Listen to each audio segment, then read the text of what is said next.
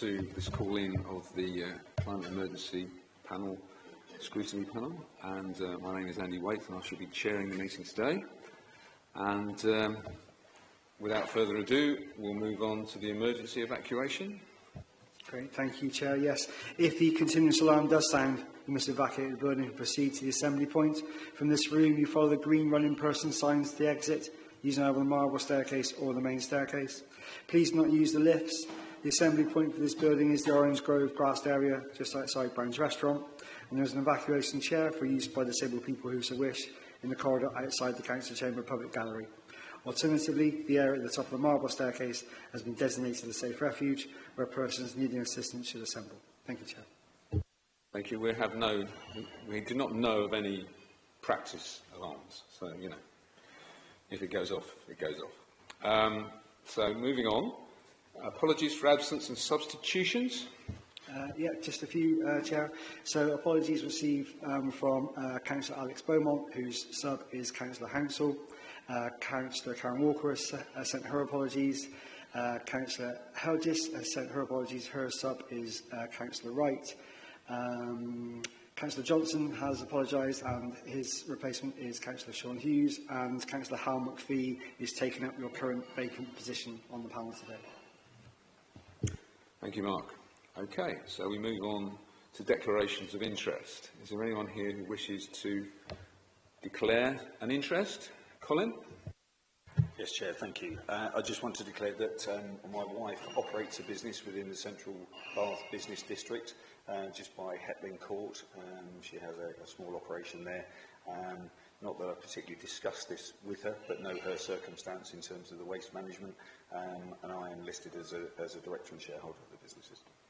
Okay, thank you for the declaration. Are there any other declarations? Okay, so happy to receive your declaration. And I move on to item 5, which is urgent business. I do not have any urgent business, so we can move on to item 6. Now, item 6 is the members of the public and councillors in order to speak, and we have 2 people who wish to speak. They will have 3 minutes. Is the traffic light system working? Do we know? We will run on the screens. Okay, so there will be evidence. I think after 2 minutes it goes amber, and then after 3 minutes it goes red. Okay, and if it goes red, please cease within a sentence to stop talking. Okay, so on my paper it says that June is first, June Player. So are you happy to speak from there, June? And do you have power and you're ready to go? Indeedy. Okay. Thank you. Go whenever you're ready. As we all know, the economic crisis is still with us, and recent government actions on national insurance contributions have contributed to even further uncertainty and has started to impact on jobs. The financial cost of businesses quoted in this decision would cripple many of the small businesses I know along Moorland Road if they were forced to make changes like this. From what I understand, this decision has struck real fear into many of the small and independent traders we have in the city centre, and which we surely do not want to lose. How certain can we actually be that the figures quoted are in fact a true and fair reflection of the increased costs many will be burdened with from September if this decision is not paused and rethought through?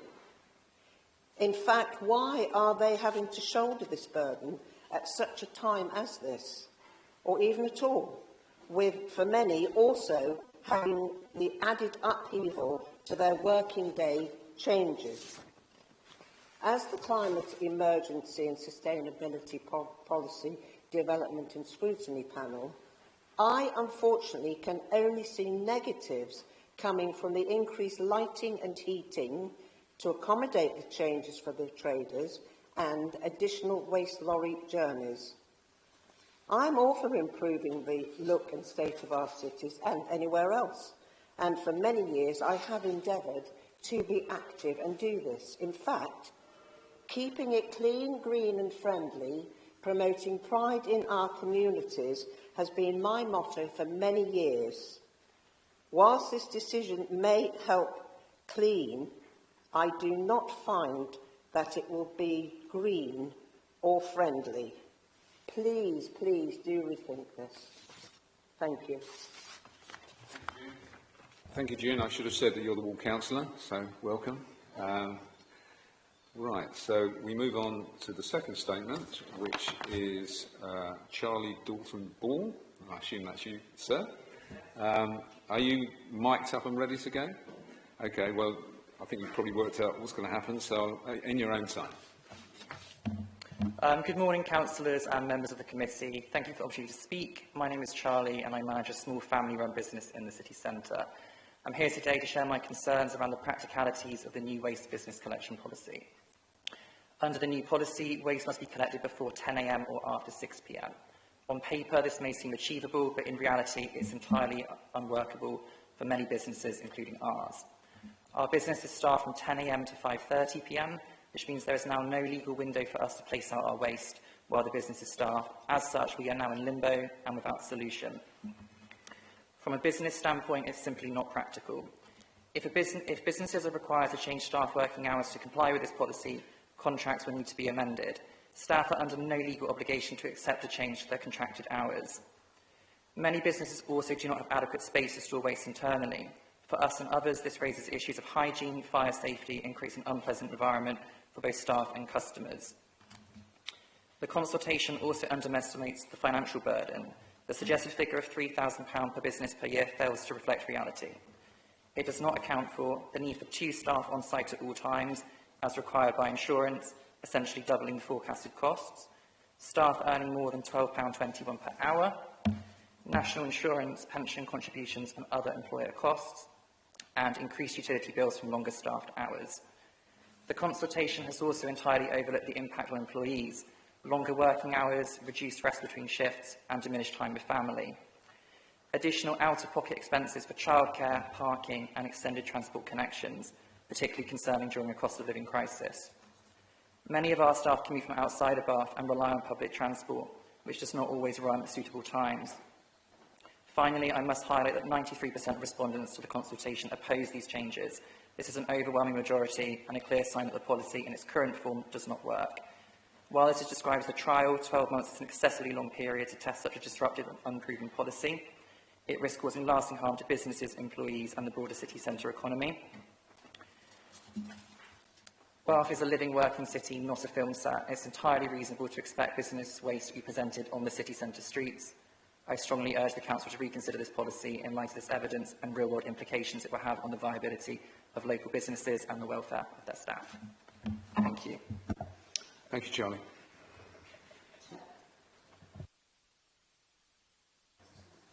Yes, I decided against it this time because it wasn't a helpful situation. So, correct.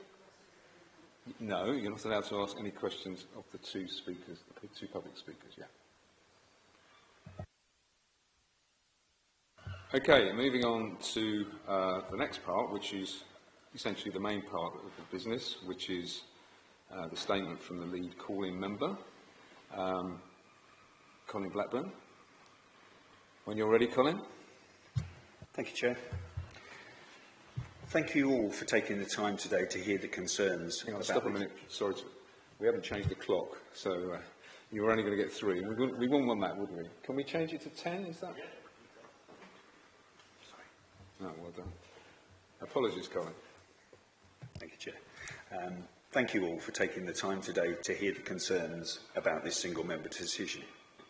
When we consult on any proposal that we're considering implementing, do we actually take note of those responses, dig down a little bit and see if alternatives can be taken to deliver on or progress the stated aims? Sadly, I think not. Why do Cabinet members no longer bring proposals that they are consulting on to our scrutiny panels? Scrutiny allows reflection and encourages engagement to find backable ideas to implement before pushing through single-member decisions, or we end up in call-in situations like this.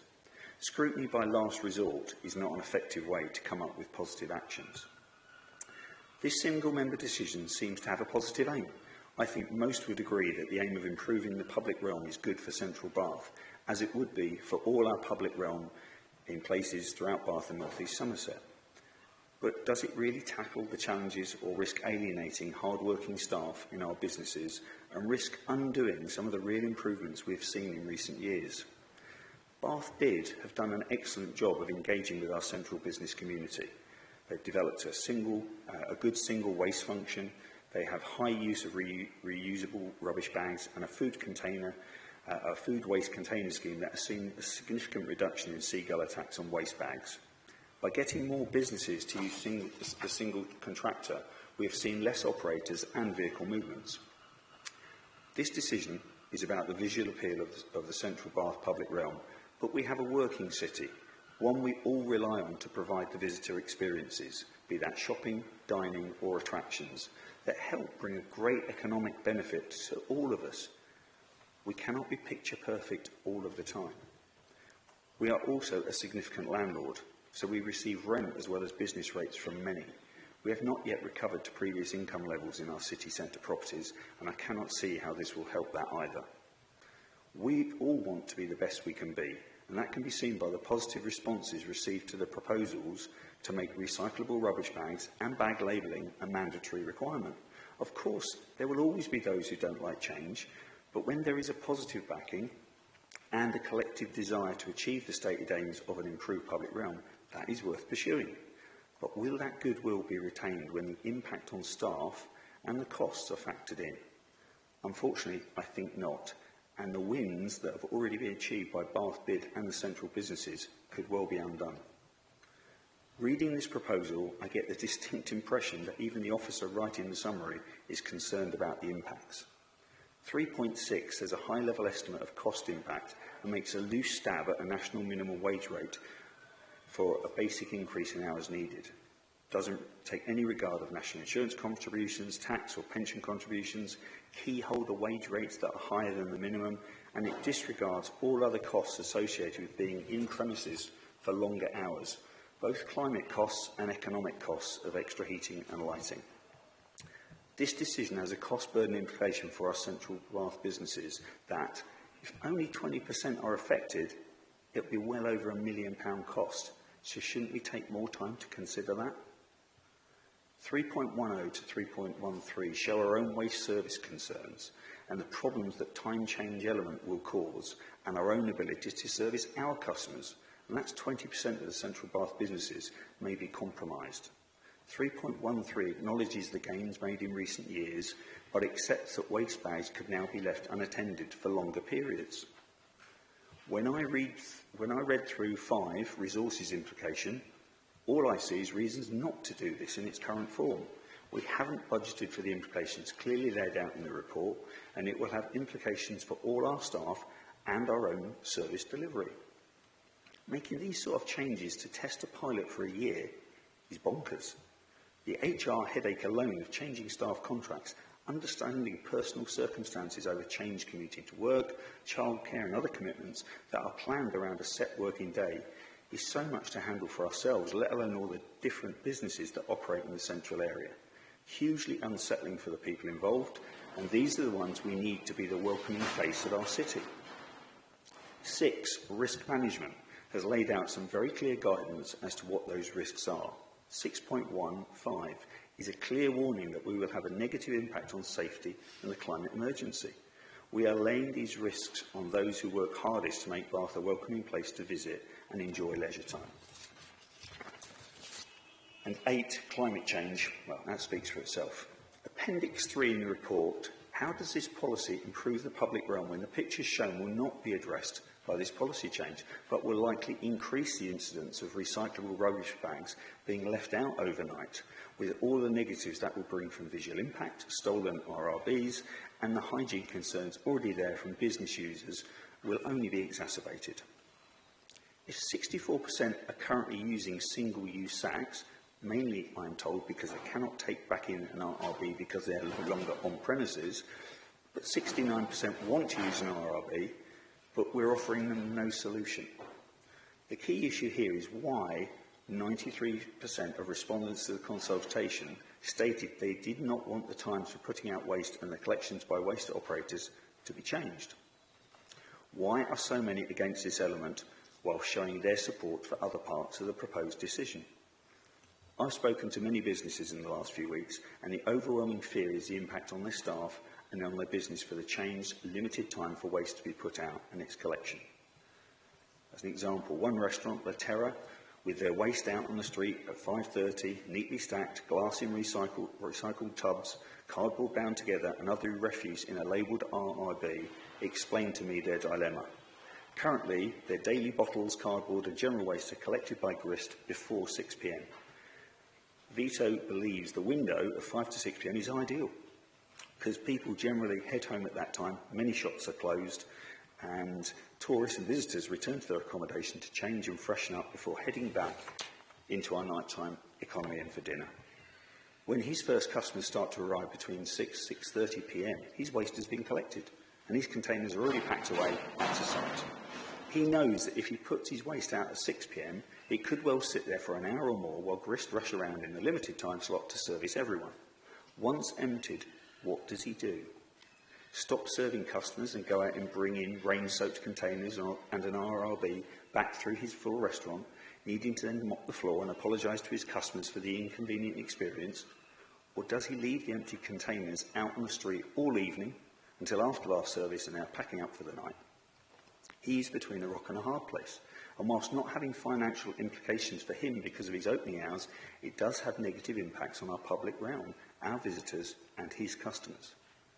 I spoke with Lush on Union Street at 5:10 last week. Their labelled RRB was out, alongside flattened cardboard, neatly stacked against their shop window. None of the customers entering seemed to put off, and the staff said they were open till 7 p.m, so they could adapt and it wouldn't cost them more. But then the Grist operative came in, removed the rubbish and brought back in their RRB back into the store. By 5:20, it was packed away and visually back to normal. Then they realised that the great service they're currently experiencing will be impacted by the restricted time slot. And instead of being handed back their empty RRB, it could well be left out on the street all night after being emptied because they've left for the night at 7 p.m. Unplanned consequences that actually will take us visually backwards in our public realm. The operating time reduction element has not been thought through properly. I would urge you to pause, maybe introduce some bag labelling, maybe consider bringing in compulsory use of food waste containers into this equation to further remove the seagull bag attack issue and give better outcomes. But please consider the negative impacts on a hugely important part of our community. We can work with them to make things better because they want to do that too. Thank you. Thank you, Colin. Okay, so as I said in the pre-meeting, one question each. I'll probably go, I saw John's hand up first, so we'll start with John, and put your hand up if you have a question for Colin. Okay. Thank you, Chair. Councillor, you mentioned 93% of respondents oppose the decision, but you didn't mention that that 93%, the number of respondents was such a tiny proportion of those who were consulted. Why do you think that proportion was so low, and what do you think that tells us about the point of view of the silent majority? Thanks for your question. I think I've not got the numbers to compare this to other consultations, but many consultations we have result in these type of numbers of respondents. I think one of the comments that I received walking around is they were working, running their businesses when they're through consultation times. A number of them didn't feel there might be an impact. Once they thought about it, they then saw it.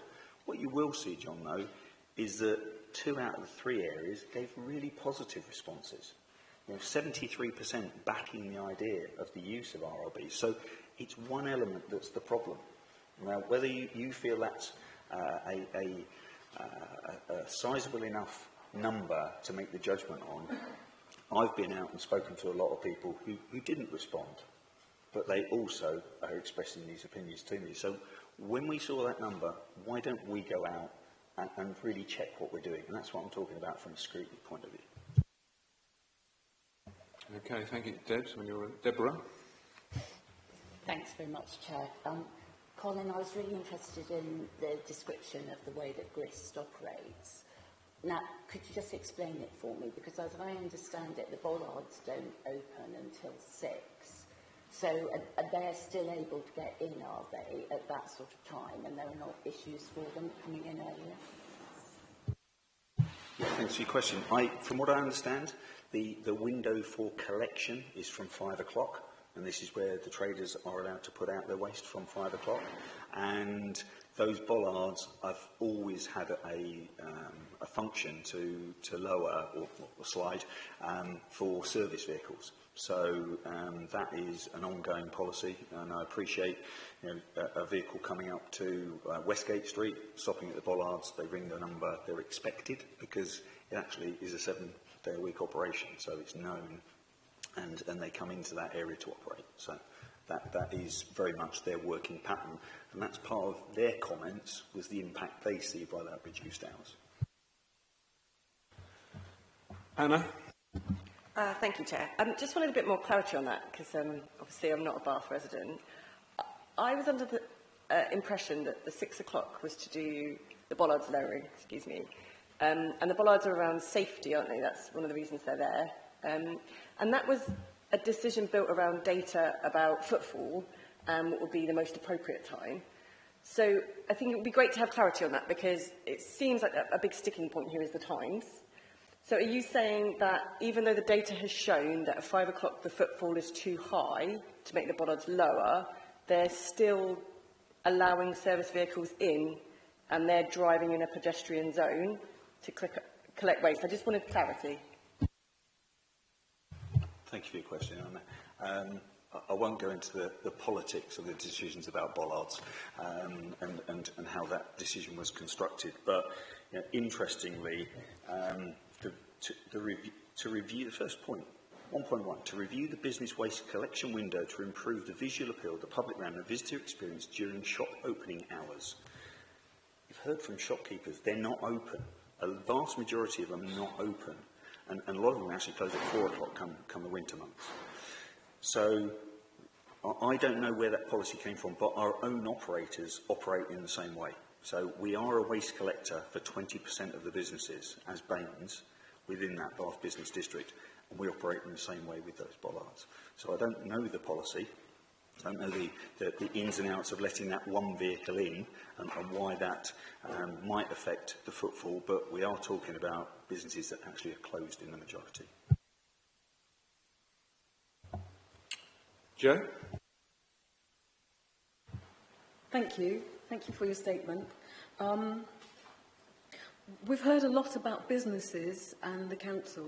We don't seem to have heard very much about the refuse collectors themselves and what they do at the end of the day. So they clearly come and collect the rubbish, but do you know what happens after they've collected the rubbish?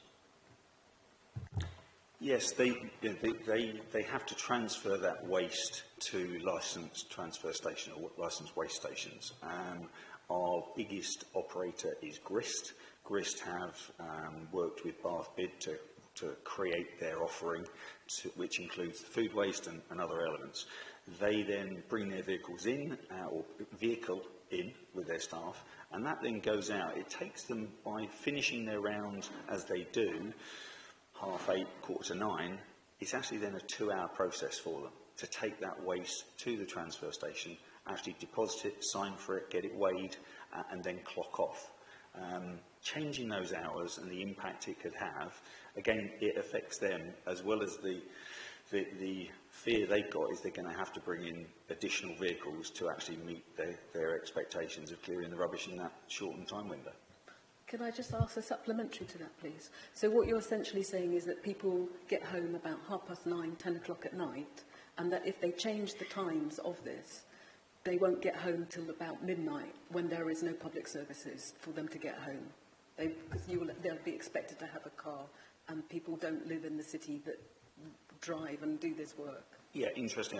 I've had different comments. You know, I've spoken to sewage drivers and also Grist, and they're all concerned because, you know, they as operators got their own families. They rely on their own public transport to get to home from when they get dropped off at depots. So it's the uncertainty for them, and I can't speak for them as to how they will get around that operational situation, but they clearly will be impacted. Okay. Oh, sorry, Shane. We're hiding behind the screen there. Thank you. Hi, Colin. I just wanted to know if you could add a little bit of clarity to the report specifies a potential cost per business in salary of £3,000 a year. But you indicated that doesn't include all the potential costs that the employer is going to incur. Have you got a figure that would include those additional costs? Yes, so having talked to a number of the traders, and I think that the high-level figure as it's quoted in the report is for an additional hour's salary for 6 days a week. And that at £12.21 an hour works out to this £3,000 figure. But that isn't the cost it's going to be to the business. As you've heard from one business in the city, due to their insurance, they have to have 2 people on site. So that's double that amount. They've actually got to have a key holder on site. I've spoken to the cheese shop and other people. It's like, yeah, we're gone by 5:30. We can't store it. Cheese leaks and what have you. You've got to use the food containers. And that then has that ongoing cost impact of national insurance, pension contribution, tax.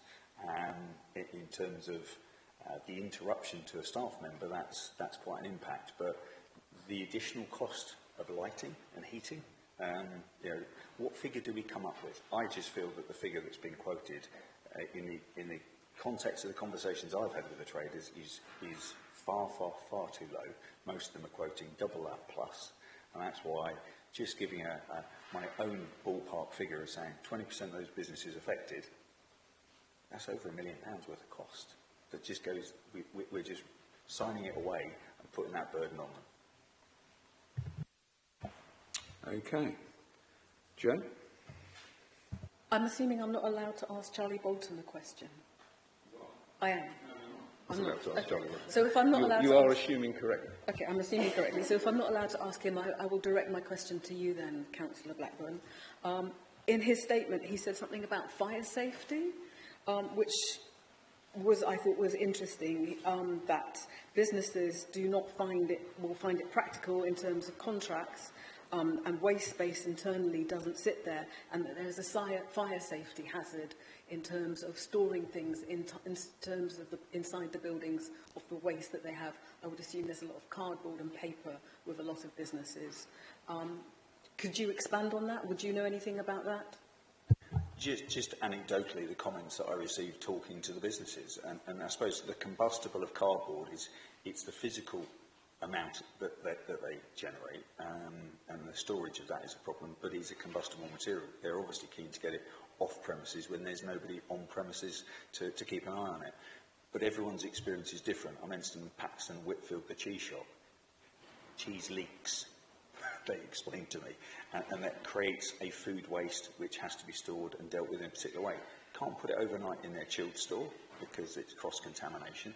If they leave it out in the store, the smell that it generates is no good, so they use the proper food waste containers, but they close at 5, clear up, and they're out the door for 5:30 and putting the waste out.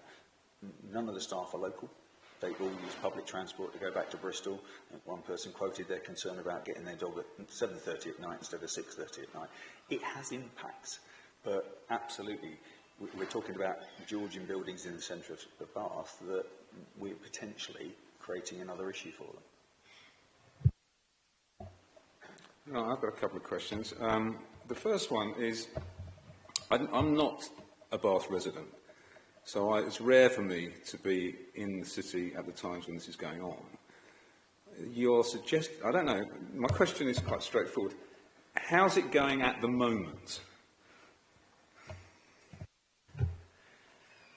It's interesting. As somebody who started work on Union Street in a shop 40 years ago, I've been connected to the city centre for quite a long time. And I feel we're in lots of respects, a better place than we've ever been for waste management. That's why you can see there's positive feedback in terms of how to deal with it. Everybody's perception will always be different, and Union Street, Lush on there is a big shop. Their litter's out there at that time, controlled. They've taken that decision to put it out there at that time, while their customers are still coming in, because it's a working environment.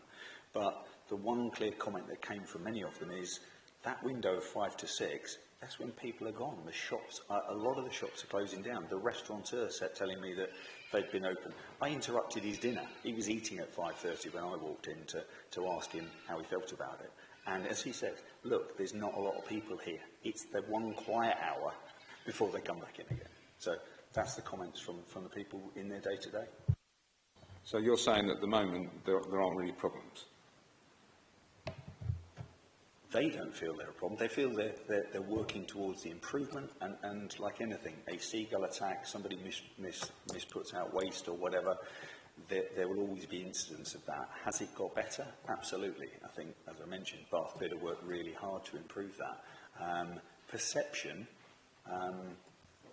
this is why you've got Trustpilot giving you 5-star reviews and 3-star reviews. Everyone comes across it differently. But are we, and do those traders feel they're giving Bath the best opportunity to present itself?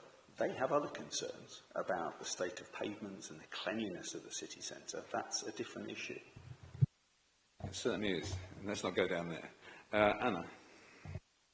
Yeah, thank you, Chair, and thank you for this. It's very enlightening. That's actually one of the queries I had because, as I say, don't live here, though my husband's from Bath. I understand the legacy of seagull attacks is quite a big issue in all the councillors of Bath's inbox. And I think there was a lot of, yeah, we can hear them now. I think there's a lot of support for this. And that's kind of my query. So the businesses that were surveyed, are they mostly food industries that were surveyed? Because I couldn't find any data about that in the report. And the other question, a quick comment or query, is obviously this is a business survey. So how come, I mean, here, have you talked to residents about their view on this waste collecting? Do they like the waste, the seagulls? Have you had a chance to talk to them? Well, I've not had residents in my inbox telling me that when they come in the city centre they're unhappy with the waste. So from that point of view, no. I went and spoke to try and understand this business issue because I heard a lot of feedback and the concerns. I think the seagull issue, will it ever be under control? I think the efforts to try and make sure it's under control, bringing in reusable food waste containers, has been a really positive move. Bath Bid recognised it, and they're working hard to make sure all those establishments that have food waste, leaky cheese, whatever, is dealt with properly. And it has improved. I mean, that's genuinely the feedback, is that in the last 5 years they've made some real strides to improve it. And we can see from the respondents, they want to continue doing that. They're happy to label, they're happy to take responsibility. I think the biggest issue that they all have on this one is this change in hours and the impact that will have.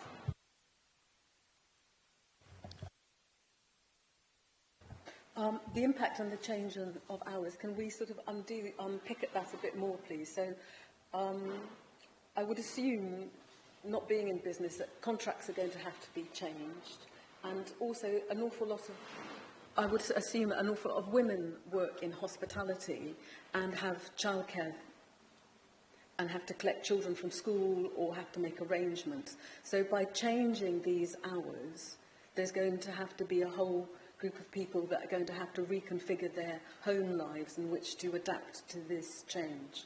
And a side point on seagulls, I myself was walking down the main street with a sandwich in my hand and was attacked by a seagull in the middle of the day, so I think they come for people whenever. I think from a staffing point of view, I think we've noted it ourselves about how it will impact our staff. And, you know, we've heard from a business speaker this morning, just the impact that has of talking to every member of staff, trying to understand their personal circumstances, and that might be where do they go back to and how does that affect their commute? what are they going back to? Is that to pick up a child? Is that, as somebody quoted to me, their dog sitter arrangements or whatever? There are many things, and as was stated, understandably, staff can refuse to accept that change to their contract, and as a temporary measure, that again strikes fear into them. Hang on a minute, we can do all this, work it all out, and then unpick it again if it's not. Why don't we take a step back from that? Let's look at some of the points that have been absolutely supported, bring those in, get people on board, see the improvements, and work at it. Talk to people, because those staff are our most important asset. They're our welcoming face of the city. And I think to alienate them, it's not just that cost of the business, it's the impact on them personally. John? Thank you, Chair. I'd like to drill down a bit more on the issue of the bird-proof rubbish bags, because I understand that Bath Bid has been working with its members to improve the use of bird-proof bags, but the majority of businesses in the centre of Bath are not Bath Bid members.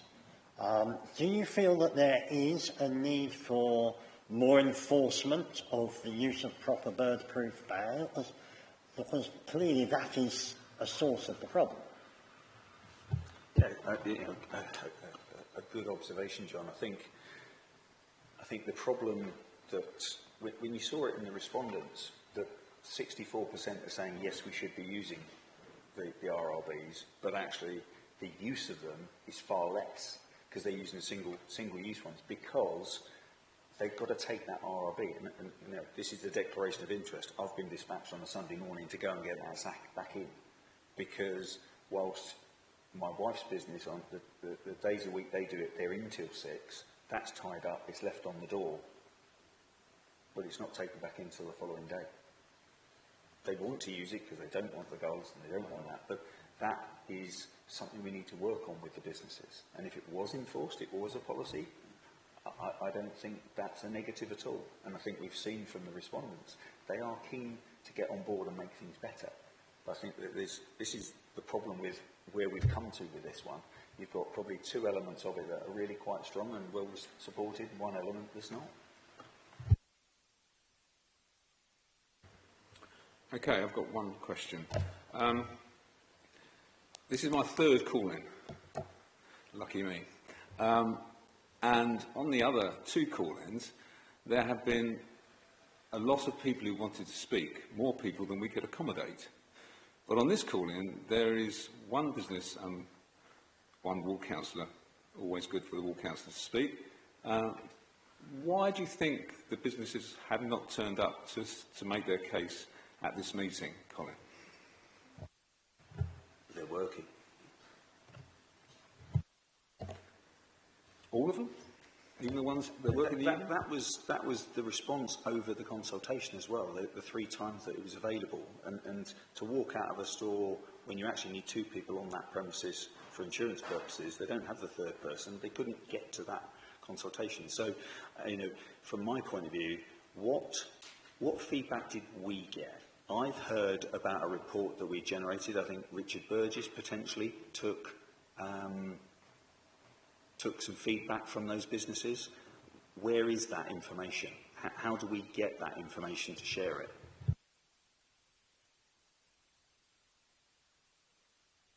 Is this a point of order?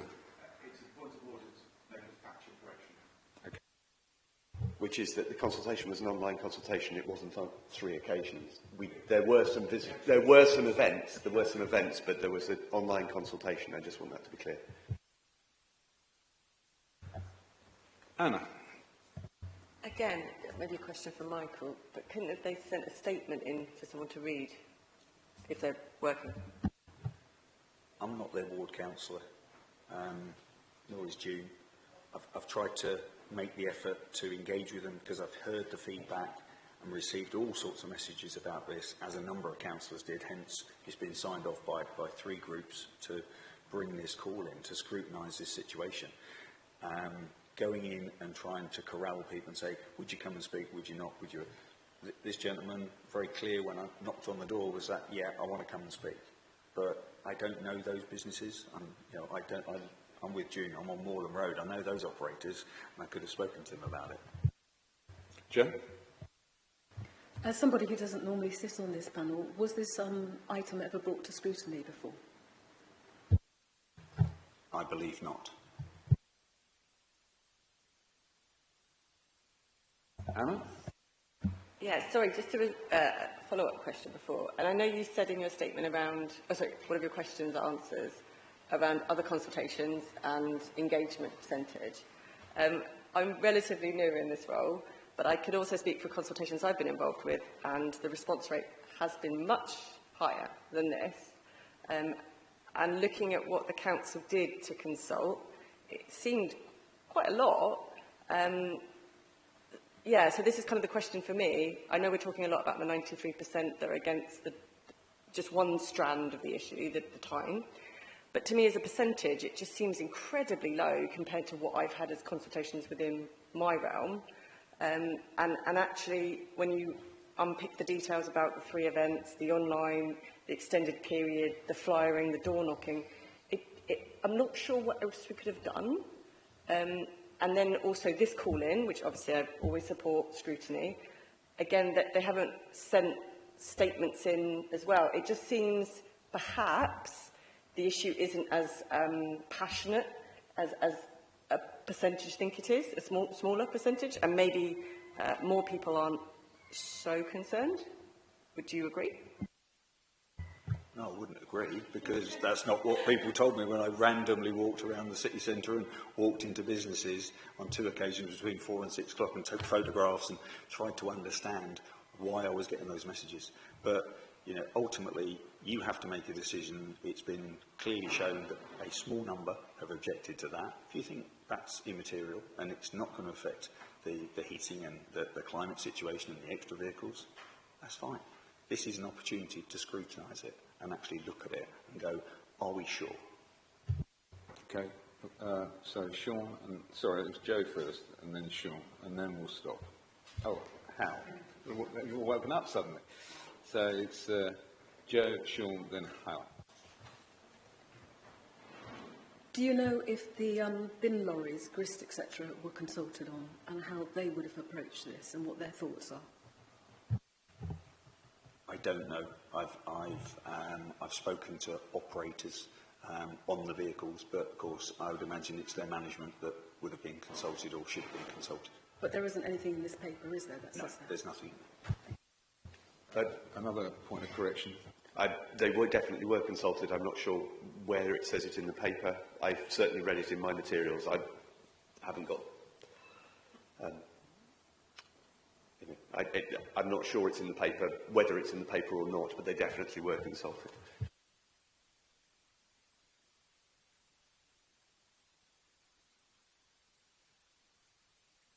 Let me check whether it is in the paper or not.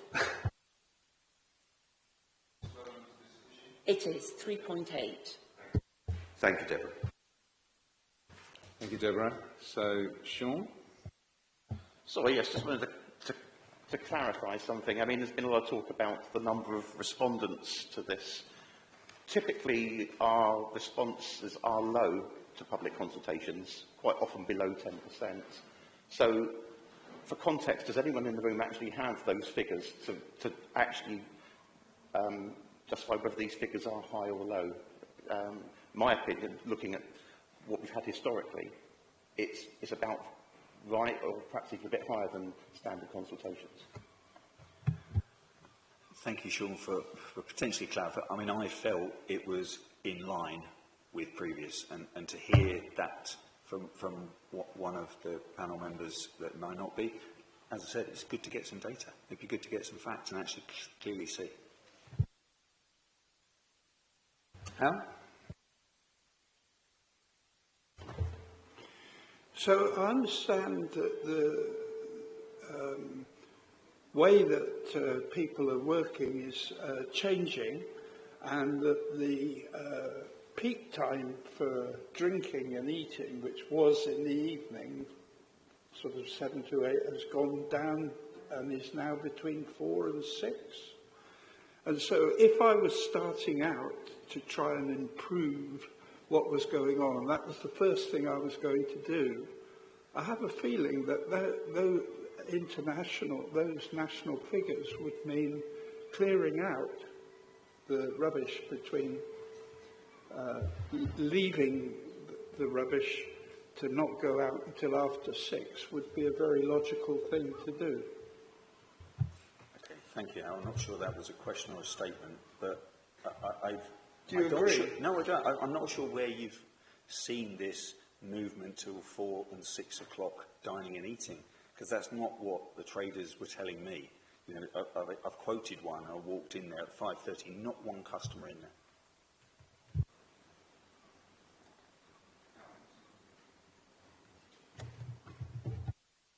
Okay, I think that's come to an end for that part of the meeting. Thank you, Colin, for your perseverance and integrity. Very good. I assume you're going to stay for the rest of it? I thought you might. Okay. So, consulting my piece of paper, we now have a statement from Mark Elliott, and it's exactly the same situation as we've had with Colin. He'll have 10 minutes and then there'll be questions after. So whenever you're ready, Mark. Thank you, Chair. So the purpose of the proposed changes is to provide cleaner and safer streets, improving the public realm for both residents and visitors to Bath at a crucial time of day when footfall in the city is still very high, and the footfall stats do bear that out. The city is still very busy between 5 and 6.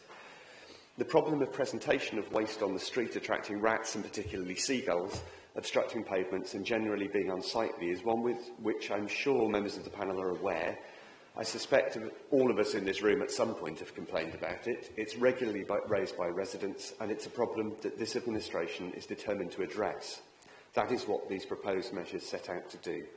Firstly, by the use of gold-proof reusable rubbish bags for containing residual waste. Secondly, by making it mandatory for businesses to mark or label their waste with the company name and address to allow for a more robust enforcement regime. And finally, by moving the collection window from the current 5 to 8:45 p.m. to between 6 and 8:30 p.m. I should note that the morning waste collections remain unchanged, with a window from 7:30 a.m. to 10 a.m.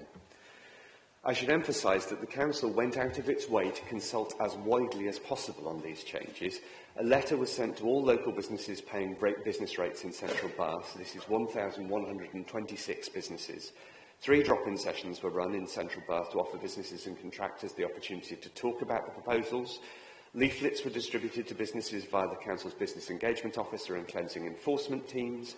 Bath Bid were engaged and communicated the proposed changes through an article in their weekly newsletter to all their members.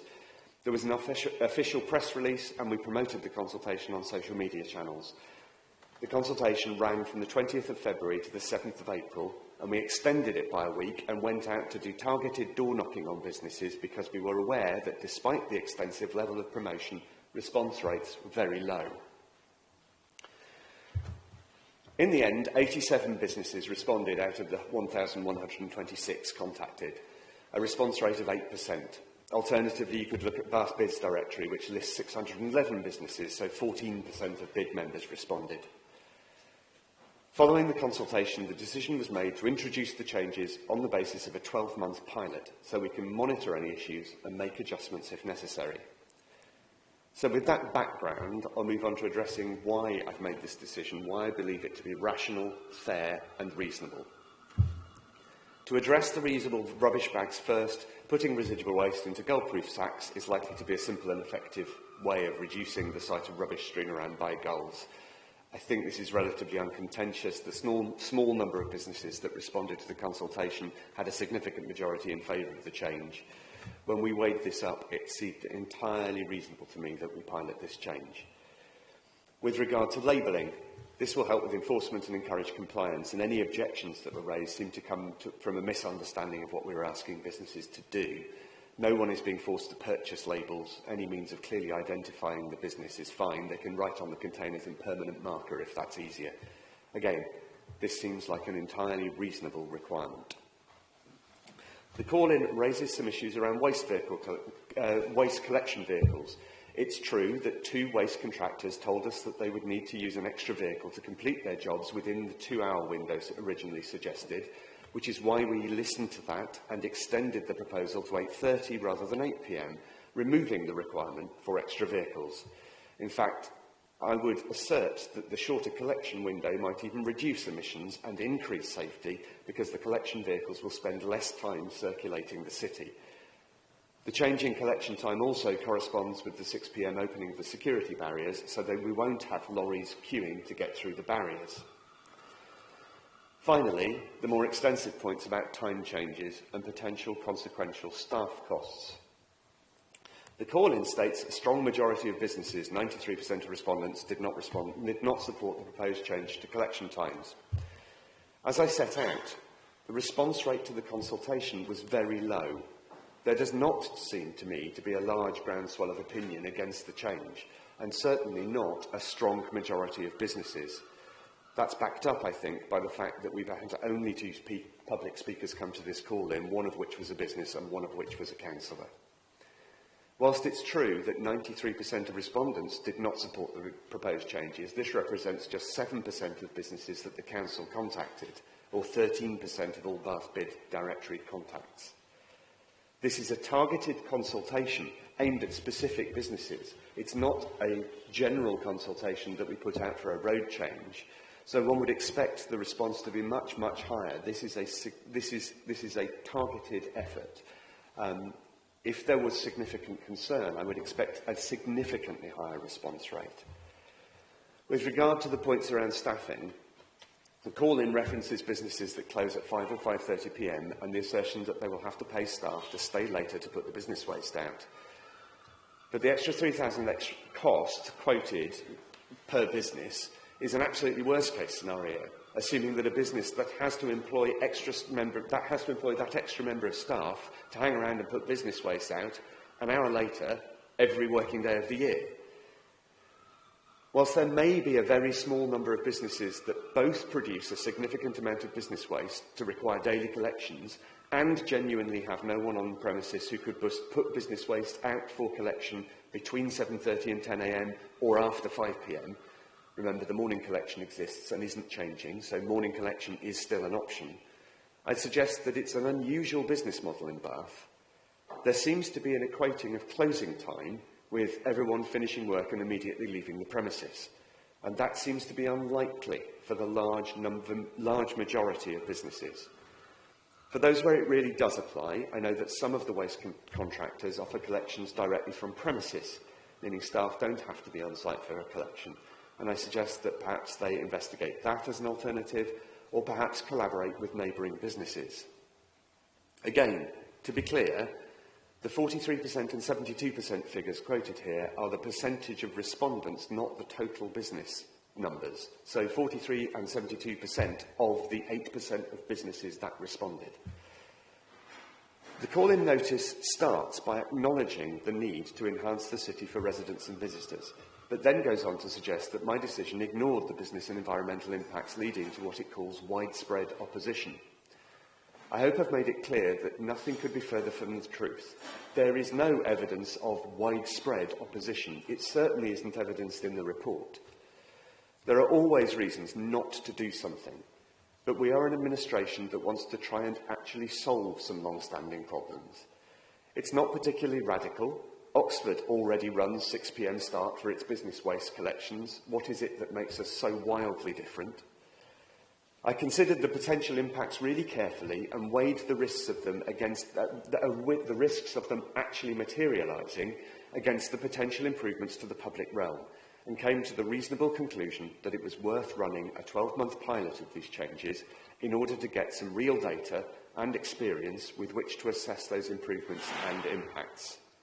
In short, for the reasons I've set out, I believe my decision was perfectly reasonable, considered and careful, and I urge the panel not to uphold the call-in. I'm happy to answer any questions the panel may have. Okay, Duncan. Thank you, Chair, and thank you, Councillor Elliott. My question, I think, goes to the core of this, which is the rationale for the decision. And it says in the rationale that the change in policy is intended to improve the visual appeal of central Bath. during the shop opening hours and the busy early evening period. What I want to be clear in my mind is, are you seeking to improve on a regime that's already thought to be satisfactory or adequate? Or is it the case that you're wanting to address problems that exist now? And are those problems more than just the visual appeal? Are there other issues that haven't been referenced that actually require some action? I absolutely believe there's still to be a problem. I think that, I say, residents are raising issues of unsightliness and seagulls very regularly. This is not a problem that's been solved, and these measures are designed to try and help solve that problem. Are there other issues? Well, there are evidently the health issues around rats and seagulls as well. So, yes, there are other issues. It's not just an unsightliness problem. As Councillor Wright said, the seagulls can be extremely aggressive. So the more we can discourage them, the better. Deborah? Thank you, Chair, and thank you, Mark, for your statement. I'm afraid to say I'm quite confused by some of the data in the report, and it's helpful to have your statement to put that in context. So I might have a number of questions, but I'm going to go with one to see how we go. You've said that the original consultation with the waste collection contractors was on a 2-hour window, but you decided because of the problems that actually you'd increase that, so it's a 2.5-hour window. So it goes to 8:30. So earlier, in fact, than 8:45, if so contractors could get their staff home earlier, in theory. But what I don't understand about the report is that 3.8 and 3.9 of it seem to be based on what the contractor said about the 2-hour window, and not about the 2.5-hour window. And so when we look at the carbon and when we look at their issues, the report seems to be based on a decision that wasn't taken. And I'm also really confused about the fact that the equality impact assessment says this will improve air quality. So any light you can shed on that, I'd be really grateful. Thank you. Yeah, sure. I'm sorry, I've forgotten your first point now. Oh, sorry. It was a bit of a You're not on. It was a bit of a ramble. It makes Andy's point about not multi-part conjectures. It's the difference. The report seems to put stuff in it about the response to the 2-hour window. Sorry, yes. But you've gone for 2.5-hour window, and it's exactly, not how those fit. and the report doesn't reflect the fact that we listened to what was said during the consultation period and changed the position due to that. I apologise for that. I think the report could be clearer, certainly. I think the report, the initial report was, I think the problem is you've got reports that have been pulled together over a period of time here. And actually, I agree that we should have tidied that up before presenting it to you, because it's not clear that, for example, I changed the hours based on response from a consultation. So, yeah, apologies for the lack of clarity, but that is the case. We have Joe and then we have John.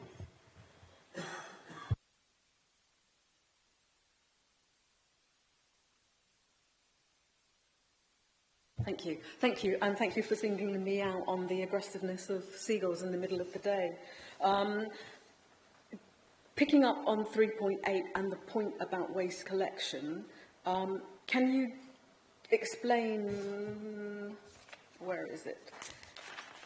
In the equality impact report, it says 3.11 and 3.12 on collections would be within reasonable times, earliest being 7 a.m, so should not impact the people experience homelessness and noise generated during collection. potential adverse impact on SMEs employing low-paid staff where working hours may be affected by proposed changes. Clearly, if you put the date hours later, people collecting rubbish will have to work later, and there doesn't seem to be anything in 3.1 and 3.2 in the Equalities Impact Assessment that looks at that issue. And how are we, therefore, looking after those people who are invariably in low-paid jobs, don't have public transport, and will work till midnight and need to get home? I think the point here is that they won't be working later because the closing of the window is 8:30, not 8:45. At the moment, the window is to 8:45, and we're actually narrowing that. So the current window is 5 o'clock to 8:45 p.m, and we're narrowing that to 6 p.m. to 8:30 p.m. So, as far as I can see, there should be no reason for staff working later. Supplementary on that, please. My experience of being in the city centre is I've seen lots of vans at 5 o'clock collecting rubbish because they want to get ahead and they don't want to be collecting rubbish after 6:30 because they know it's going to take them 2 hours to get to their depots in Wiltshire and Bristol and then deposit their rubbish. So do we actually have data on how much rubbish is collected after 8? I don't, but that's a good reason to run a pilot scheme so that we can work out what the actual impacts of this are. But that doesn't deal with the Equality Impact Assessment. Well, as I say, I would return to my assertion that at the moment the window is between 5 and 8:45. Businesses can request the contractors to collect waste up until 8:45 in the evening. There certainly are still waste lorries around at that time. So I don't have in front of me any hard stats on that, but you know, it seems likely to me that there are staff who are working later than they will be when we introduce this new regime. Okay, John and then Sean. Thank you, Chair, and thank you, Mark, for explaining all of the effort put into doing the consultation and the many channels there. You mentioned that as part of that consultation you also went out door knocking. Did we ask why small businesses that hadn't responded, why they hadn't responded? And did we ask small businesses that weren't using the bird-proof RRBs why they weren't using them?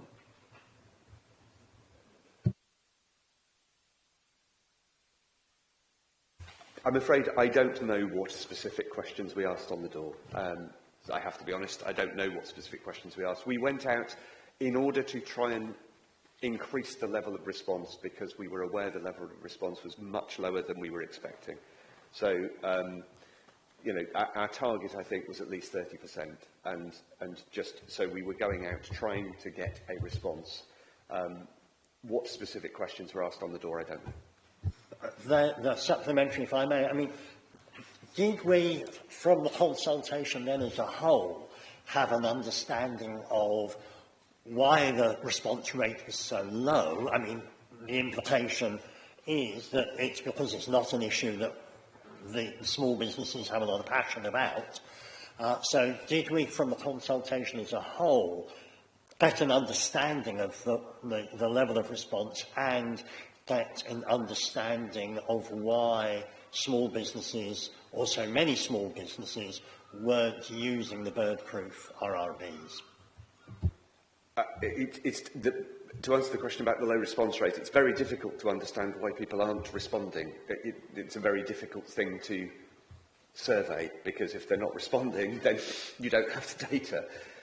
Again, I suggest that's another reason to move to a trial period, so that we can find out what actually happens in reality, and that people will be able to experience the pilot scheme, and we can then find out if the very, very small number of responses we got are borne out with a larger proportion of businesses? I suspect not, because I suspect that if they had been that concerned, given that we were putting a lot of effort into telling them what was going to happen, I suspect that, but it is pure speculation, that they are not actually that concerned. So let's move to a pilot scheme and get some actual data. Lots of hands suddenly appeared. So Sean, and then Joe, sorry, Anna, and then Joe, then Duncan. Thank you. I have a couple of questions, but I'm just going to start with one because I realise there's a queue of people. First of all, I am concerned that we seem to think that the response or concern of 87 businesses seem to be almost treated as insignificant. 87 businesses is a lot of businesses, regardless of the context in terms of numbers. We lost quite a lot of businesses less than that in the pandemic, and it caused us quite a few issues in the town, in the city. My main concern is one of the main issues these businesses seem to be putting forward is this additional staff cost, and the concern of not only the £3,000 cost, potentially, but the cost of childcare, the cost of perhaps paying overtime, the cost on top of all the cost that we're already seeing in terms of NI increases and increases to minimum wage. So do you think we need to perhaps would need more engagements, not just with those 87 businesses, but with the other businesses that perhaps have decided they can afford to absorb that extra cost, but they acknowledge the cost still exists? I think I am going to reject the premise of the question to start with.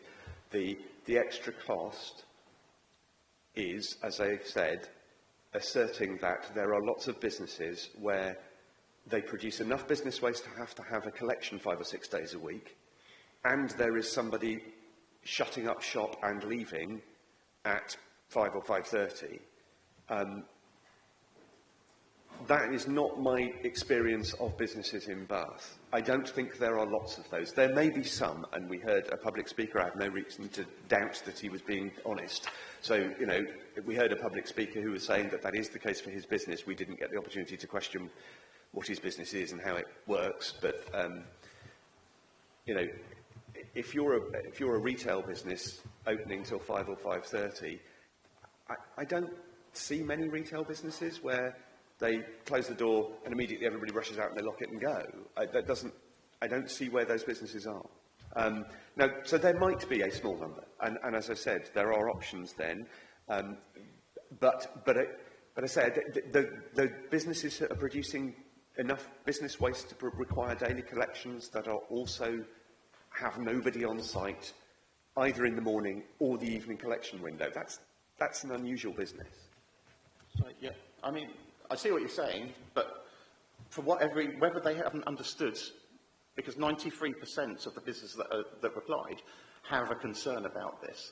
So either they've misunderstood, and they've misunderstood the part of your report which actually identifies that potential £3,000 additional cost, in which case perhaps we haven't explained this to them properly. But either way, it just seems that somewhere along the line, this consultation is flawed, because we're not getting, and you yourself are saying, you don't think it could be this, you believe it may not be this, but it should be evidence-based. And we tried very hard to get a high response rate. If people don't respond, and you can't actually force them to write a response. Which is why we're proposing to move to a pilot. Move to a pilot, and then people can experience the change. And, if there is a massive kind of upswell of rejection, of either increase in problems because there's business waste being left out when it shouldn't be, or, we'll have to address that. We'll have to respond to it. But when you've got such a small response rate, one can only assume that it is not an issue for the vast majority of businesses. There are, whatever it was, 1,126 businesses that we contacted that are paying business rates in that area of Bath. 8% responded, and 7% of them objected. So moving to a pilot scheme seems like an entirely reasonable, sensible, rational thing to do in order to try and progress this. You know, I don't see how going to another consultation or you know, I don't see how it's going to get a different result. We need to do something to move this on. Let's move to a pilot scheme, and people can respond to the pilot scheme. Okay, lots and lots of... you're next anyway, Anna, so off you go. Lovely, and actually that's really well put by both of you. That is my entire issue with this whole concept, is the data set is poor, basically. So I'm very pro with scrutinising this, and I feel we're getting really down in the weeds about something we don't have enough information about. And I have reflected on that a lot and thought, how could we bring this better? And the only answer is we need more data. So I'd be really happy if you could do the pilot and bring that back to our committee panel, and we could look at what you've done and scrutinise that data, because for me this feels lacking. I know we've got lots of debate back and forth, but it doesn't feel like we have enough from the response, the consultation, or obviously I'm not going to deny what you've said with the businesses, but I don't have evidence of that. So my question is, would you be willing to look at the cost of cleansing in your pilot? Because I know you're talking a lot about the cost of businesses, and I know that's important, but as a council, with my council hat on, is there a cleansing cost if the bags are left and then destroyed by seagulls? How can we look at that cost comparison in the pilot, please? I'm certainly very happy to bring this back to scrutiny in 12 months' time when we've run the pilot and produce, I mean, happy to work with you to understand what information you would like to see coming out of that pilot scheme. I think that would be a very good thing to do. But I completely concur that at an 8% response rate, we don't have sensible consultation data on which to base a decision, which is why I think it makes sense to move to a pilot. Okay, just so everyone's aware, Joe is next in line, and then Duncan, John and Deborah. And Sean. Thank you. You've said you'll bring this back to scrutiny, but we've heard previously that this didn't even come to scrutiny previously. So, and we've also heard that there's lots of data, but we haven't been shared that data. That you said there's reams of it, but we haven't been given it, and it wasn't given to us properly. So I'm a bit confused about how any of this is being properly scrutinised, and why hasn't the process of local government been used in this decision. Fully appreciate that a pilot might be a useful thing, but at the moment, this paper didn't even come to scrutiny. So why are we now scrutinising it at the call-in and asking for that in 12 months' time? To the issue of why it didn't come to scrutiny, I only took over the portfolio in May, so I will have to go back and find out what the process was. I'm happy to come back to you. I mean, literally, this was one of the first decisions I was asked to make after becoming portfolio holder. So I'll need to go back and look at what the process was. I am a supporter of things coming to scrutiny. I think it's a good thing to do. So I'm very happy to commit to you as the portfolio holder now that I will attempt to bring things to scrutiny if they look like scrutiny is required or will be helpful. I mean, it's policy development and scrutiny in this council, and I think that it would be good to get panels like this doing the policy development bit as well. And I've now forgotten the first point you made, Councillor Wright, and I do apologise. I was a bit confused about that. I don't think I said there was lots of data that you didn't have. Well, when we were discussing 3.8, you said that there was a whole load of information there that hasn't been shared in this report. So I'm a bit confused about what we've been given and what we haven't been given. Right, therefore, which section 3.8 of which bit of the report? Because there are lots of different sections. When I was... Well, it doesn't have a page number. No.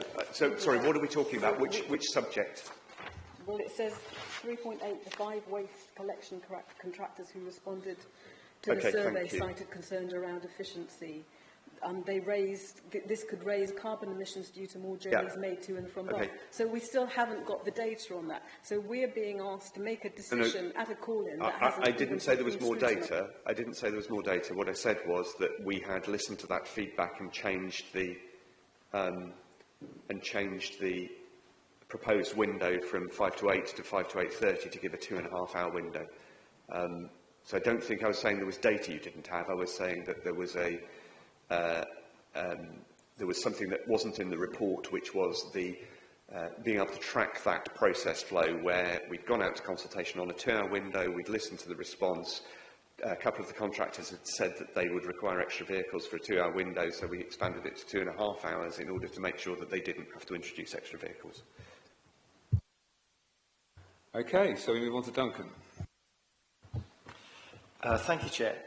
Right, I'm looking at page 19 in the papers and the paragraph 5.2. I just read from it so you understand my question. It says, it's been noted that this change in policy risks adversely affecting the public realm and or displacing issues requiring enforcement resource to other areas within Central Bath and surrounding wards. Should this occur, additional resource in the enforcement team would be required to ensure standards are maintained, and it goes on to talk about the cost of employing an additional enforcement officer. So my question is, do you think that those concerns are valid, sort of the consequences of this decision?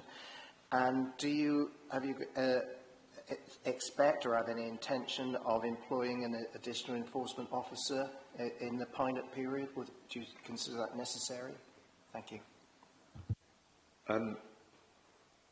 It is my reasonable judgment that the risk of that is relatively low, but that is why we're doing this as a pilot. So we will run a pilot scheme and monitor what's happening, and if there are adverse effects. So, I mean, because 5.2 is not saying it will happen. It is saying it is highlighting a risk.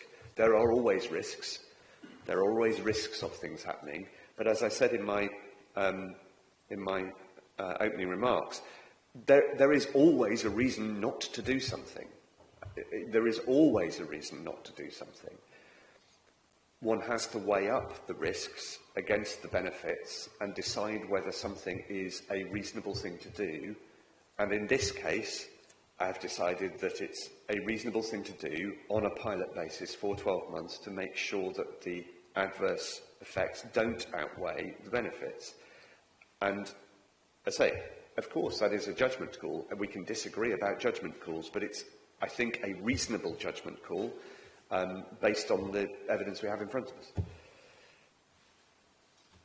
Okay, thank you. We move on to John. Thank you, Chair. Thank you for laying out the case for running a pilot. I think that's quite clear. My apologies if my question is based on a lack of knowledge on my part, but do we have the option of running the pilot for a different amount, not 12 months, but maybe a shorter one, or perhaps terminating the pilot early if we find that the adverse impacts are much larger than we had expected or anticipated? So the reason to run it for 12 months is to run through all the various different periods we have in the city. I mean, you've got Christmas market, you've got winter period when it's quieter and there's probably fewer people around, you've got very busy summer period where it's busier later into the evening. I think it is important that we get 12 months worth of experience in order to make a sensible assessment of a pilot scheme. I would hope, no, more than, I am happy to commit to a level of agility if something really unforeseen occurs. Obviously, my great preference is that we run it for 12 months because I think that we'll get a full season's worth of data. But obviously, events. Deborah. Thank you. And on a similar vein, I'm conscious that we've talked quite a lot about the data and the big hole in understanding how this is going to impact businesses. You know, there are figures in the report which are a bit kind of, you know, they could be too high. As Councillor Blackburn says, they could be too low because they don't include on-costs. But it's also not clear how many businesses would be affected, because we've got 87 who have objected to the timing change. The officer's analysis is that 167 businesses open at 10 and close at or before 5:30, and of 167 businesses, only 20% of the Bath big businesses open at 10 and close at or before 5:30 p.m. So that I think is roughly 35-ish, doing my maths. But for those individual businesses, this could be really serious. So my question is around how we're going to implement this, which there is no information in the report. How are we going to be able to take education ahead of enforcement? Are we going to put the resource in to support those businesses who find it difficult to comply with this, so that they have proper solutions? Because I think for 12 months, given the sort of impacts that Colin's been talking about, on an individual business might be problematic, but it does seem to me that the way in which we implement could make a really big difference, given that this is a pilot. Sure, and I would be disappointed if we suddenly started some kind of draconian sort of heavy-handed enforcement regime for businesses that are trying to comply but that need some help. You know, I think we need to be working with businesses, and if there are businesses that are genuinely struggling and can show that they absolutely can't comply with this, then talk to us. You know, I think, you know, genuinely mean it about the listening thing. Talk to us and explain about what your particular circumstances are that mean that this is impossible for you to comply. We're always going to be willing to listen.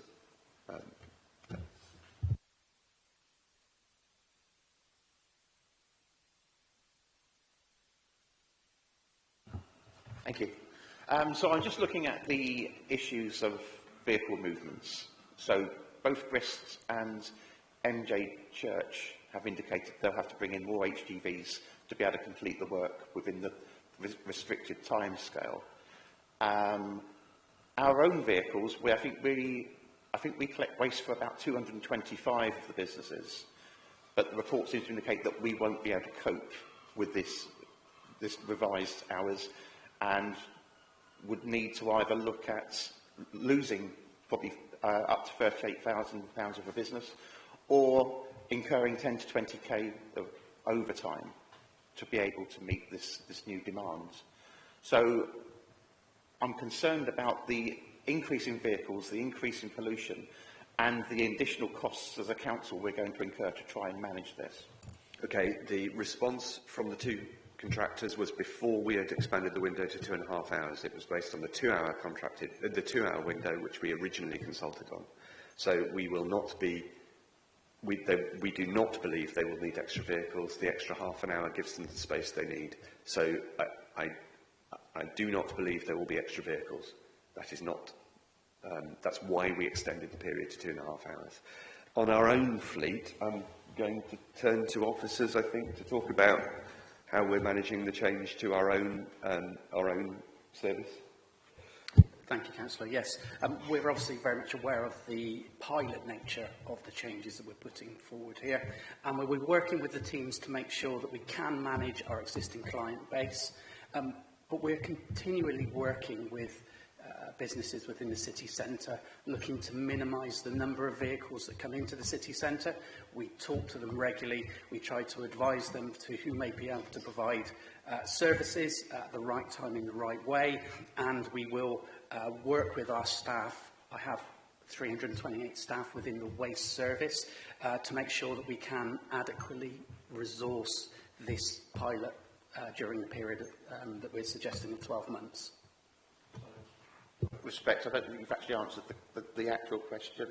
So the report seems to indicate you're either going to have to lose up to £38,000 worth of business or increase payments in terms of overtime up to £20,000 a year.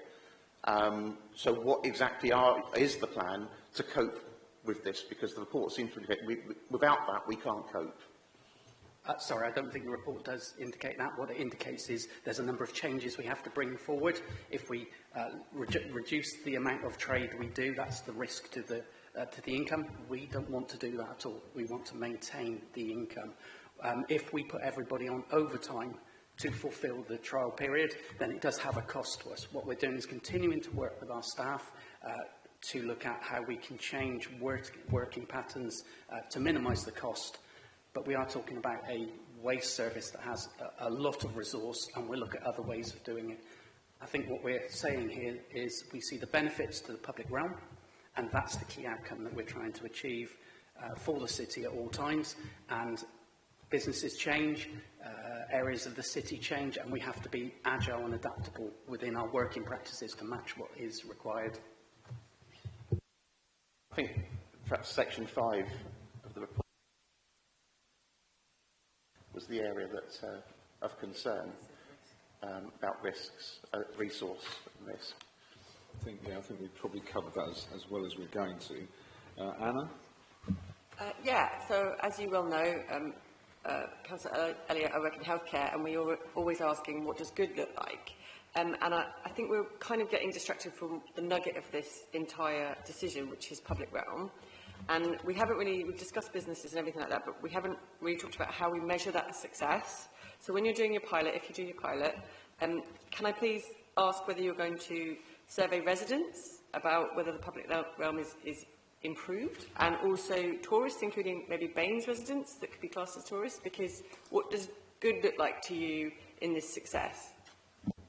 Yeah, it's a good question, and I think it is difficult assessing visitor sentiment around a specific change, because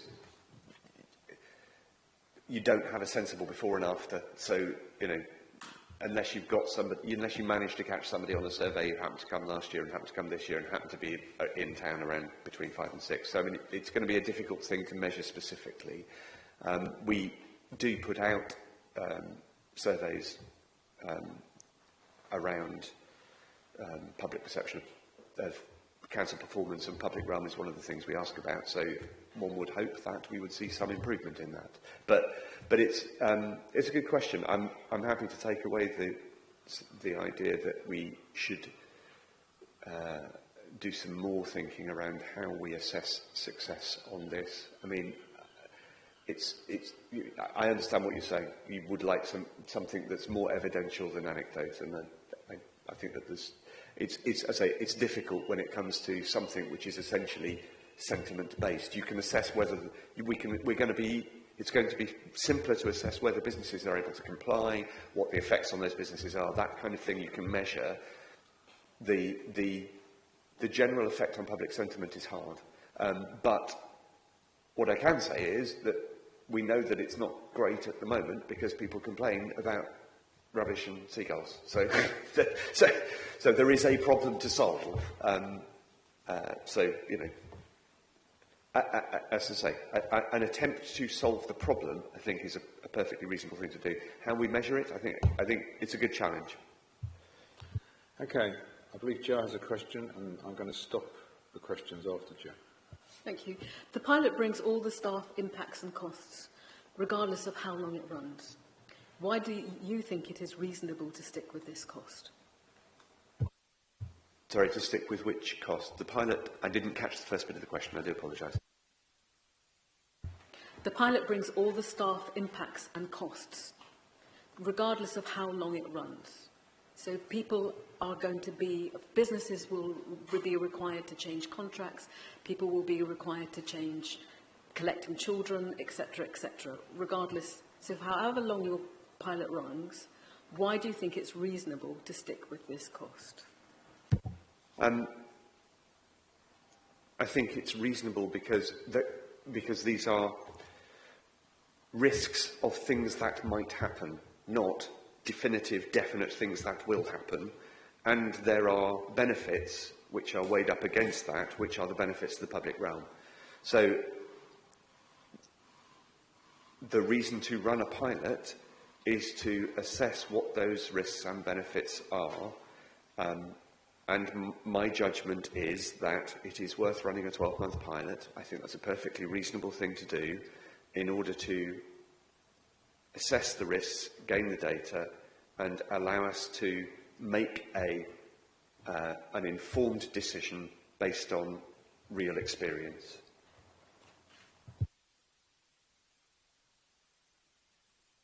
Thank you. Thank you for your questions. Thank you for your answers, Mark. I thought we scrutinised very effectively there.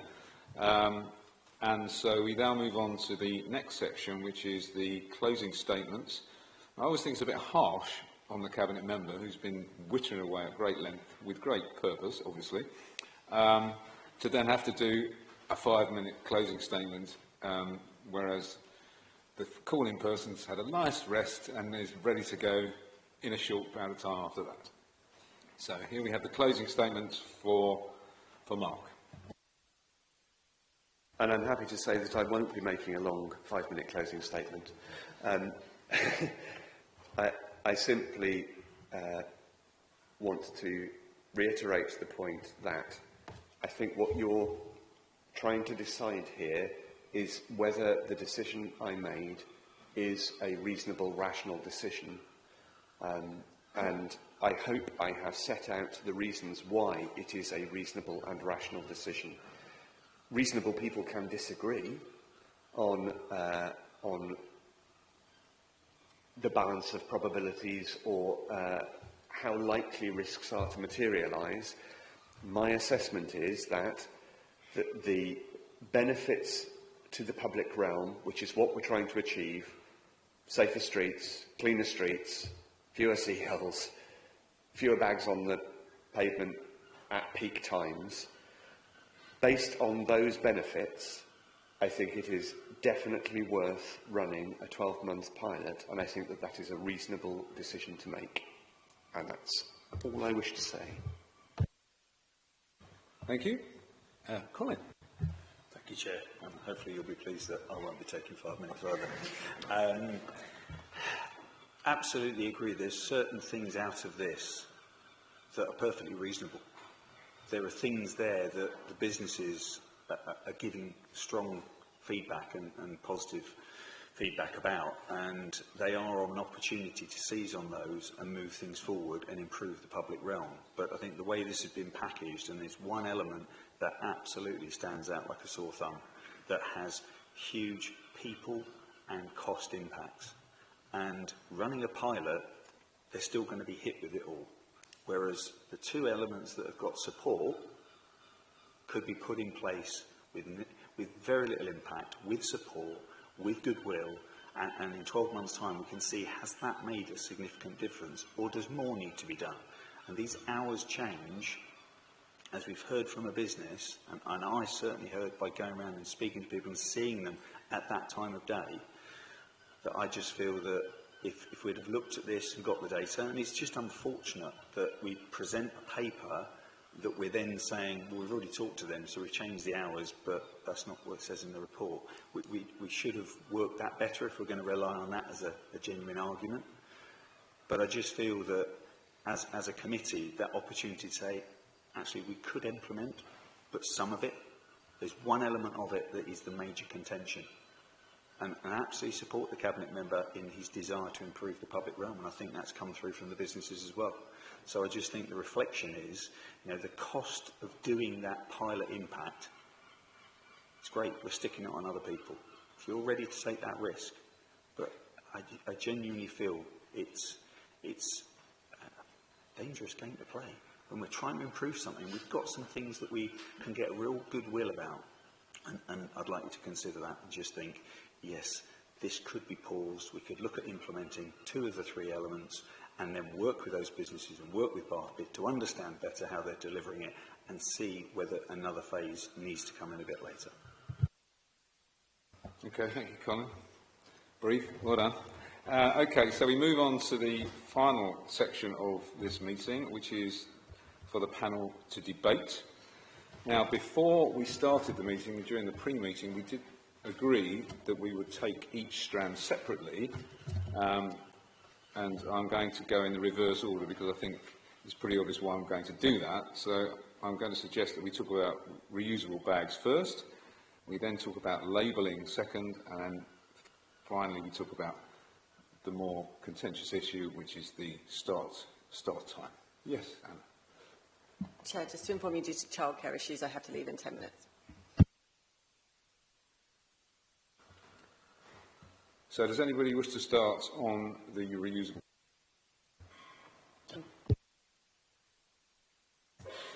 Sorry, Chair, I did it the wrong way round.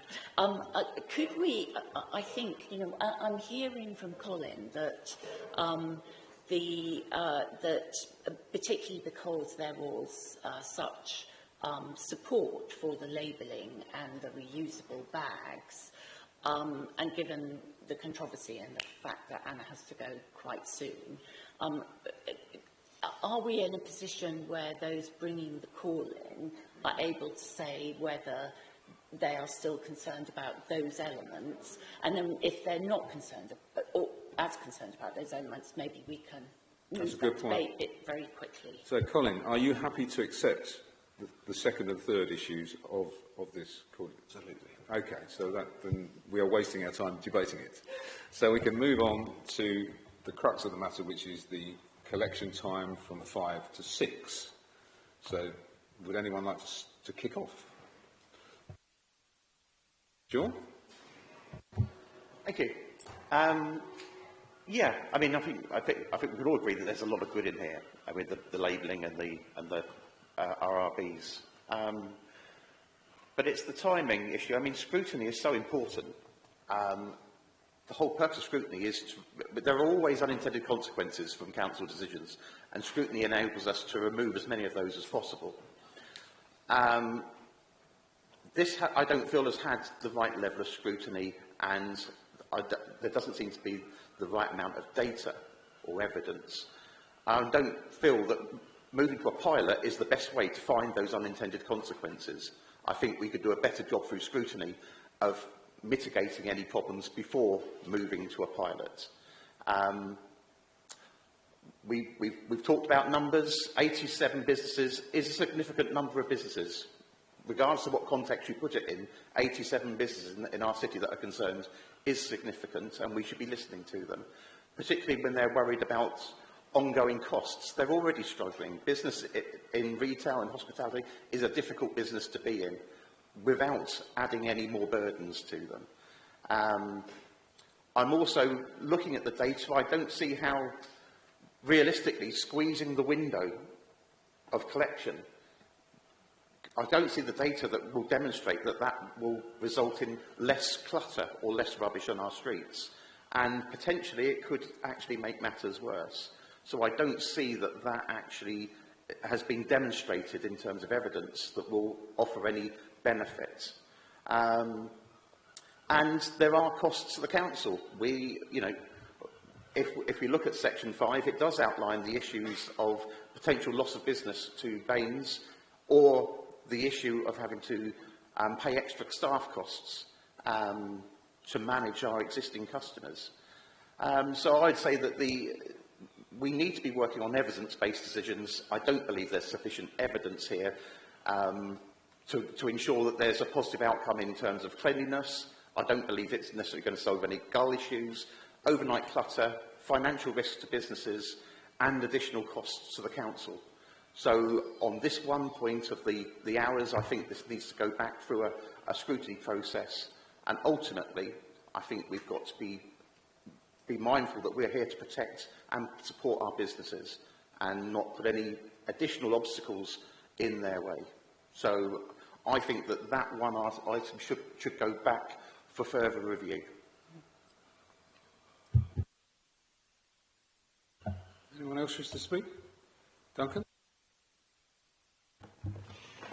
Thank you. I think, like probably all of us in here, we value evidence-based decision-making. I think we're hearing all the speakers, seems to be a general consensus that the papers that we were presented could have been better presented. There's some internal inconsistencies in the report. There's a bit of a clumsy presentation. There's some gaps in information, and the risks are described as assertions and they're not really quantified. However, a pilot is testing the feasibility, effectiveness and potential outcomes before full-scale permanent implementation. That seems to me a rational and reasonable thing to do, and then in a year's time it comes back to a scrutiny panel to look at what has happened in that year. So overall, I think the decision is a reasonable decision, and I've got no qualms about allowing it to go through at this stage. Thank you. Is that a proposal? No, I think it's not yet. I think it's important other people have a chance to speak first. Okay. Joe, then. Thank you very much for everybody's information today. It is very interesting to hear. It's quite interesting to hear that this did not come to scrutiny for whatever reasons, and that if it had come to scrutiny, then some of this could have been ironed out better beforehand. That there is a real need in our city of Bath, which is a UNESCO World Heritage Site, to make it look better for everyone, including the visitors. Residents want that as much as anybody else. And there does also seem to be a real cost, whether it's done through a pilot project or not, to put that cost to businesses at a time when they are really quite fragile. So I again would agree with Sean that the 1 and 2 of the reusable bags and labels makes absolute sense, and that should go ahead. But the pilot project, which is forcing the costs onto local businesses and local people and doesn't have real information on that, is not a good way to go. And I am also still really concerned about the waste collectors themselves and how they will be impacted at the end of the day, and what information we have gathered about them and their contracts, and how their costs will be created, and will actually those costs actually be pushed onto local businesses. So I would really advise that the Cabinet member does start with a pilot project on reusable bags and labels, but defers and re-examines the start time to see if we can get better data and bring that to a scrutiny panel to have a look at before implementing it, to make sure our businesses are protected for all of us. Deborah. Thank you, Chair. I have to admit that when I first read the report, I was not very sympathetic to it, and I'm grateful that Colin and his colleagues, people brought it here to scrutiny, because it did not seem to me that it had the reasoning in it for why it was we were doing what we were doing, with the exception of the reusable bags and the labelling, which I think we all agree looks a sensible thing. I have to say that having listened to what Mark has said and the stress that he's put on the fact that this is a pilot makes me a bit more comfortable. For me, the biggest problem we have is that, Colin's done a huge job trying to go around talking to businesses, and he will have spoken to a few. We've got a really low consultation response from them, but we know that there are some who are concerned. We've got a very little in the report that's actually giving us the data that says how this is going to help matters. And as I understand it, that's because it's really hard to provide it. So I think actually just going back and asking the Cabinet member to look at it again isn't going to advance that. We actually need a way of getting data, and I can't see a way of doing that without a pilot. However, I think that I am not comfortable with that unless we can have a commitment from the Cabinet member and his officers that the implementation of the pilot is done in a way that supports businesses, and that if they are struggling to do this without incurring costs, that we are actually looking at how they can be helped, and if necessary bringing this back to scrutiny earlier, because it does seem to me that if it's a pilot, what people shouldn't have to do is cost them thousands of pounds to deal with us trying to understand what the system is doing. Yeah, I would support the idea of it coming perhaps after 6 months, just as an interim to see how it's going, if that was acceptable to Mark and the officers. But we move on to John. Thank you, Chair. I think we all agree on the desire to improve the public realm. I think measures 2 and 3, so the RRBs and the labelling, on their own would help to improve the public realm. I think the better enforcement will have a positive effect. And my concern about running a pilot that implements all 3 measures at the same time is that we won't be able to differentiate between the benefit achieved by measures 2 and 3 and the benefit achieved, if there is a benefit, with measure number 1. So I would like to see a pilot where we start with measures 2 and 3, and then if on evaluating that we feel that the benefit has not been sufficient, or that there would be further benefit to implementing measure 1 and changing the time window, then perhaps having a second phase to the implementation of the pilot that then allows us to bring in the change in the time window, because that would then allow us to have data about the different contributions that each part makes to the overall benefit. Thank you, John. Anybody else wish to speak? Hal? Come back to my original point that I still believe that between 5 and 6 is still a commercially important time of day, and particularly in the summer, there will be a lot of tourists here, there will be a lot of people outside, and I think we should, the thrust of this is correct, we should push it a little bit further away, and I'm happy to hear that we're, there are no cost implications as far as I can understand it, because they've lengthened it to 2 hours. So I'm happy with the proposal. Okay, can I make an observation? John's comments were effectively to amend the situation we are at the moment. We don't have the power to do that. We either have to reject the call-in or to send it back.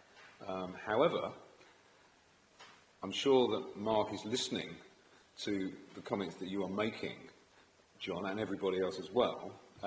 So we can probably manage it, maybe, in the way that where we don't affect the very rigid method of the calling.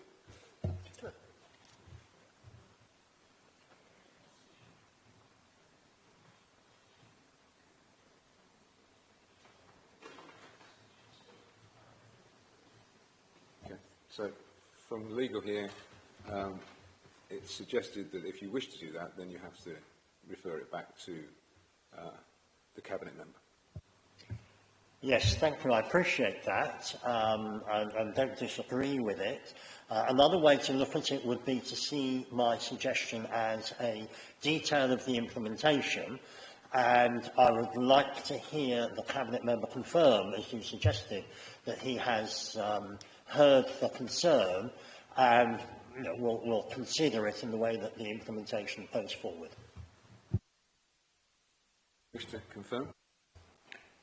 I'm happy to confirm I've heard the request. I would need to go and talk to officers and talk about the implementation process. So, I mean, I can't make a commitment now to change what we have proposed we are doing without checking that with officers. My preference would certainly be to proceed with the trial as suggested. I'm not sure I accept that splitting it out means that we can't tell the difference between the different interventions, because the different interventions are interventions that do different things. So I think you can measure those separately. I certainly think it's important that we measure the interventions separately, that we don't become rigid about saying that we can only ever implement, if the pilot scheme suggests that one or the other element of the scheme needs changing, I think that that's a perfectly reasonable thing to look at. Sean? Sorry, yeah, if I understand correctly, us passing it back, deciding to pass it back to the Cabinet member for further review, still allows that Cabinet member to go ahead with his original proposal. It's just asking him, following the debate we've had today, just to take a second, just to step back and have a second look at it, just to be sure that we're actually doing the right thing. So I would propose, I'd be happy to propose that we ask the Cabinet member just to take a second look at it before deciding to implement it. Happy to second that. Okay, so we have a proposal, we have a second. The proposal is, well, as Sean said, what? Chair, as I understand it,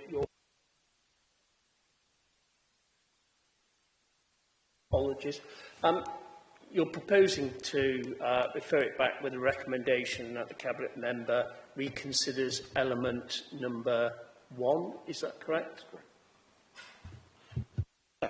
Yeah, in light of the debate that we've had today and the suggestions of how perhaps it could be amended or deferred or what, I think it would be in everyone's interest just to have those checks and balances and just have a further review before it's implemented.